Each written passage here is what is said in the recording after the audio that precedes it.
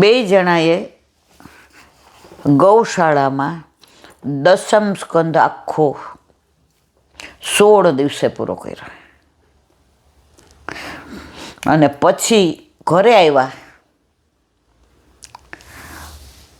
છોકરાઓના સ્વભાવમાં ફેર પડી ગયા. એ કે બહુ ગમી ગયું કે ભાઈ તું હા પાડતો ને તો પેન્શનના પૈસા રહેવા ને ઠાકોરજીમાં ને બધુંય, પણ ભાડું ભરીએ ને એ તારે. એ કે મમ્મી કેમ અમારે યાર નથી ફાવતું, તમે વયા જાઓ ને ઠાકોરજી વયા જાય ને તો ઘર તો અમને ખાવા દોડતું હતું. ત્યારે એની વહુએ કહ્યું કે મમ્મીને કોઈક વાર હું વડચકું તોડી લેતી હતી, પપ્પાને ભાવતું હોય નહોતી બનાવતી. પપ્પા મમ્મી મારાથી હટ છે ને એટલે આ વખતે 1.5 મહિનો રોકાણા. કે ના બેટા ના. છોકરાએ કીધું મમ્મી તમારે જે કરવું ને તમે ઠાકોરજી પધરાવીને જાઓ ને તો અમે હું ના પડી જાય છે. તો જુઓ ત્યાં એણે ભાગવત કર્યું દસમ સ્કંદ, કારણ કે બધા ગોકુળની લીલા બધી ઠાકોરજીની ત્યાં. એ સમજી ગયા કે આપણે કોઈને કહેશું તો સાંભળવા કોઈ નહીં આવે.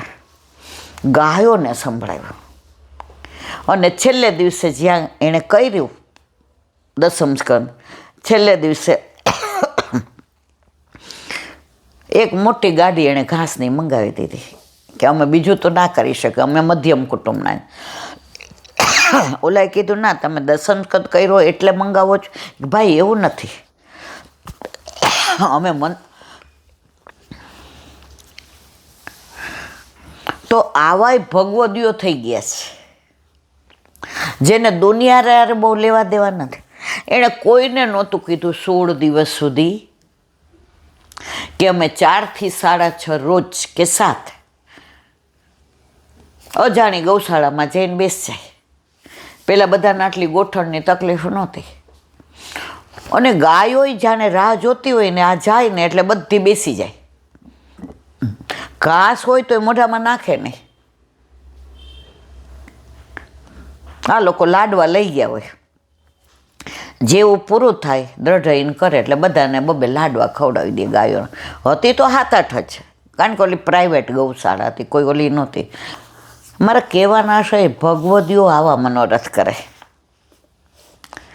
ગુપ્ત મનોરથ. તો અહીંયા શું કહે છે કે મુમુક્ષુ અને મુક્ત મળે ને તો એની વાતો આપણા જેવી લૌકિક ના હોય. નવધા ભક્તિ સાધન ભક્તિ છે અને પ્રેમ લક્ષણા ભક્તિ ફલાત્મિકા ભક્તિ છે. નવધા ભક્તિ ગૌણી ભક્તિ છે, પ્રેમ લક્ષણા ભક્તિ મુખ્ય ભક્તિ છે. વલ્લભે 9 ભક્તિ આ આપણને શ્રવણ ને કીર્તન ને બધું આપણને પ્રહલાદજી આપીએ. વલ્લભ કે 9 તો ખરી જ, પણ 10મી પ્રેમ લક્ષણા ભક્તિ. વર્ણ 4 પણ 5મો મારો વૈષ્ણવ. ગોકુળનાથજીને પૂછ્યું કે છો તો કે ના. ઓલા વૈષ્ણવને પૂછ તમે કોણ તો કે વૈષ્ણવ. તમે કોણ તો કે વૈષ્ણવ. તમે કોણ તો કે વૈષ્ણવ. ગોકુળનાથજી કે એણે એમ કીધું હોત ને કે લુહાણા, વાણિયા, બ્રાહ્મણ, દરજી તો હું છોવાઈ જાત. હું વૈષ્ણવથી નથી છોવાતા. નવધા ભક્તિ પ્રયત્નપૂર્વક થાય. જો શ્રવણ કરવું હોય ને તો બેહવું પડે, સ્મરણ કરવું હોય તો આપણે પ્રયત્ન કરવો પડે. ત્યારે પ્રેમ લક્ષણા ભક્તિ, પ્રભુને પ્રેમ કરવો હોય તો આપણે ક્યાંય પ્રયત્ન કરવો પડે. પ્રેમ લક્ષણા ભક્તિ અંતઃકરણમાં સહસા જાગૃત થતી એક અનુભૂતિ છે.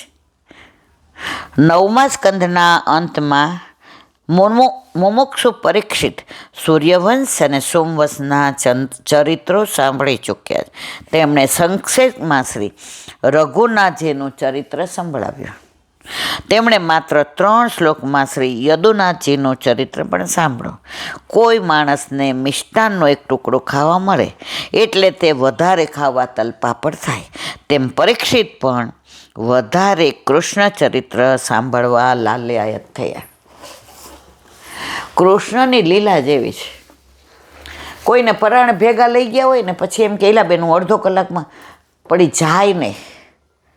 કર્ષતિ ઇતિ કૃષ્ણ. એનામાં આકર્ષણ જ એવું છે. એકવાર અંદર પડી ગયા પછી તમને બહાર નીકળવાનું મન થાય નહીં. જ્યારે સુકમુનિએ માત્ર 3 શ્લોકમાં 9મા સ્કંદના અંતમાં કૃષ્ણ ચરિત્ર કહ્યું ત્યારે પરીક્ષિતને વિચાર આવે છે કે જેને ભૂખ લાગી હોય તેનું પેટ માત્ર એક કોળિયાથી ભરાય.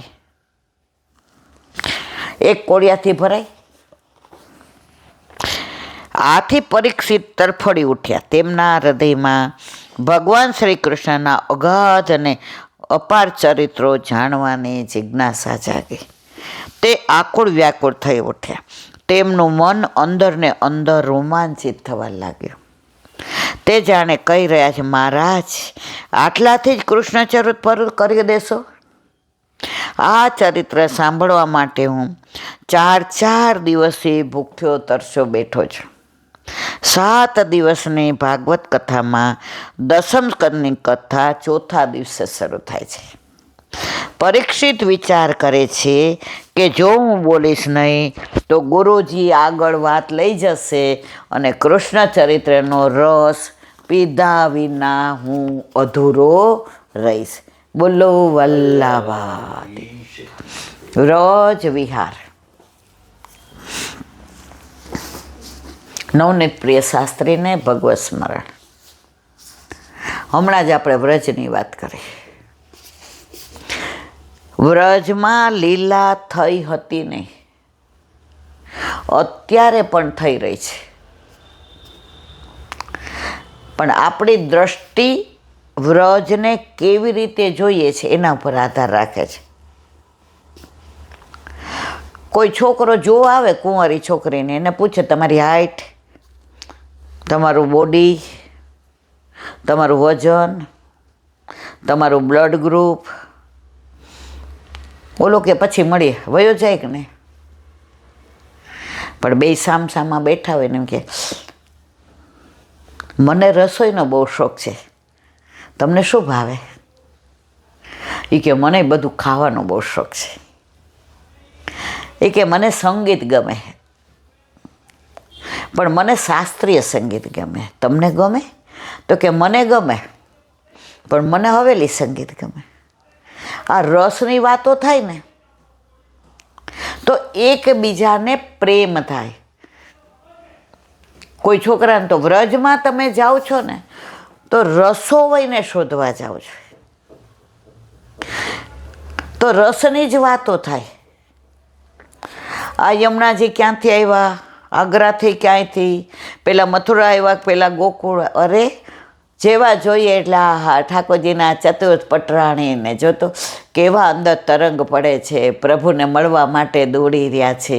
એટલે જ એમના કંકણ રૂપી પેલાની અંદર તરંગ પડે છે ને હિરલાની જેમ ચમકે છે ને પ્રવાહ એક ધારો વહે છે, સઘોષ ગતિ દંતુરા. આ વિચાર આવે હાથમાં કમળના માળાજીને. પણ આપણે ઓલા ગોરને પૂછીએ આ ક્યાંથી આવે છે? આ પેલા ગોકુળ આવે કે મથુરા આવે? એ તો પ્રેમ કી બાત હે ઉધો. તો આપણે અત્યારે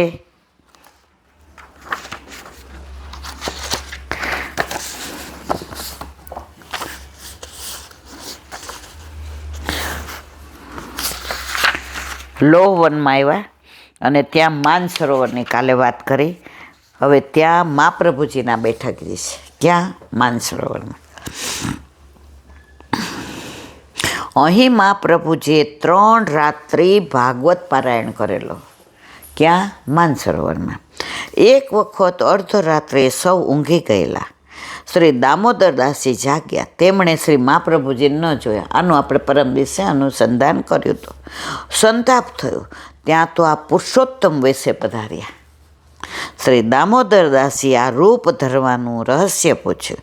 શ્રી મહાપ્રભુજીએ ગાઢ માનમાંથી સ્વામીજીને મનાવીને શ્રીનાથજીની પાસે પધરાવીને પોતે પધાર્યા.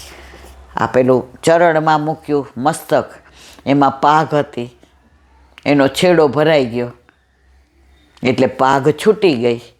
એ દર્શન ગોવિંદ સ્વામીને ગોપાલપુરા એટલે કે જતીપુરામાં કીર્તન કરતાં કરતાં થયા. ઈશારો કર્યો, એ પ્રભુ ભાગ છૂટી ગઈ. એ કે કરને હરખી, તને આવડે છે, મને થોડી આવડે છે. તારી પાગમાં 32 થીગડા છે તો તું કેવી ડિઝાઇન કરે છે, કર. ગોવિંદ સ્વામી ભૂલી ગયા સખ્ય ભાવ. જઈને બધાય કે આ તો જો જરાય કે અપરસનું પેલું છે. અનવસર થયા એટલે ગોવિંદ સ્વામીએ કીધું, જે રાજ આ લીલાલનું હમ જાણે. ત્યારે ગુસાઈજીએ કહ્યું કે આ માન સરોવરને લેલા સામને જે बड़ा मान किया था तो ठाकुर जी ने अपना सिर चरण पे रख दिया. वो चरण में जो बिछवा था आ ए पाघनी अंदर भराई गयो. ए पाघ छूटी थी, ए दर्शन तने आए थे. ગુસાઈજીના બેઠક છે, મહાપ્રભુજીના બેઠકની સાથે જ છે. એક વખત આપ માનસરોવર સંધ્યાવદન કરતા હતા. ત્યાં હંસ હંસની જળ પીવા આવ્યા. આપે તેમને નામ સંભળાવ્યું. સરોવર તટે રહેતા હંસ હંસીની અહીં આવતા વૈષ્ણવોની ચરણ રોજમાં આળોટતા. વૈષ્ણવ વેશમાં પારધી તેમને પકડવા આવ્યો. તેને વૈષ્ણવ જાણીને તેની ચરણ રજમાં લેટતા તેના પાંખનો સ્પર્શ થતાં પારધીની બુદ્ધિ શુદ્ધ થઈ ગઈ. શ્રી ગોકુળ જઈને તે સેવક થયા. આ ગુસાઈજીના બેઠકનું રહસ્ય છે. હંસલો ને હંસલી ઓલા બધા જાય એની ચરણ રજમાં માનસરોવરમાં નાહીને આડોટે. પારધી કે આ જોડું મળી જાય તો આપણે ક્યાંય બીજે જવું જ ન પડે. જેવો આવ્યો એટલે હંસલીએ હંસલાને કીધું, એ કે ભલે ને વૈષ્ણવના વેશમાં આવ્યો છે ને, પોતના કે માના વેશમાં સ્તન તોય ઠાકોરજી આ ગતિ આપી તો આપણને લઈ જશે ને માનો કે આપણો વધ કરશે તો એ વૈષ્ણવનો વેશ છે ને, વૈષ્ણવના હાથે આપણું મૃત્યુ ક્યાંથી? એમ કરીને એની પાંખ કોને અડી ગઈ? પારધીને. એની બુદ્ધિ સારી થઈ ગઈ અને ગોકુળ જઈને એ ગુસાઈજીના સેવક બન્યા.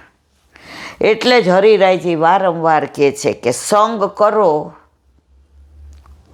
તો ભગવદીયનો કરજો, નહીતર અસંગ રહેજો. દુસંગમાં પડશો તો જ્યાં પહોંચ્યા છો ત્યાંથી ને પડતા વાર લાગશે નહીં.